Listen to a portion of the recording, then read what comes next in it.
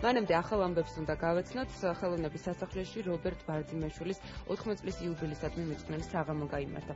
მუზეუმის უკვდავთა ბაღში დიდი ქართველი სახალხო არტისტისა და ღირსების ორდენის კავალერის ბიუსტი დაიდგა. ღონისძიებაზე რობერტ ბარძიმაშვილის ცხოვრებისა და შემოქმედების ამსახველი უნიკალური ვიდეო და ფოტომასალის ჩვენებასთან ერთად მისი ალბომის პრეზენტაციაც მოაწყო. საღამო თბილისის მერიის კულტურული ღონისძიებების ცენტრისა და საქართველოს კულტურისა და ძეგლთა დაცვის სამინისტროს მხარდაჭერა.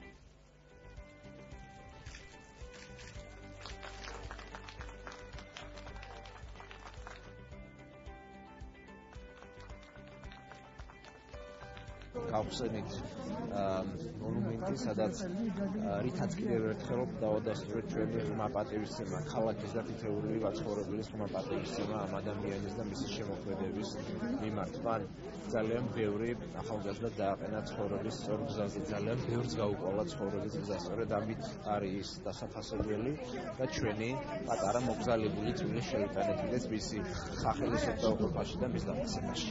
საქართველოს ხელოვნების სასახლეში გაიხსნა რობერტ ბარძიმაშვილის ძეგლი, დასტური იმისა, რომ მისი სახელის გარეშე ქართული სასცენო ხელოვნება წარმოუდგენელია. ეს არის ჩვენი მუზეუმისათვის განსაკუთრებული პატივი და ნებისმიერი დამთვალიერებელი დღეიდან რობერტ ბარძიმაშვილის ძეგლს ამ მუზეუმში ყოველთვის ნახავს.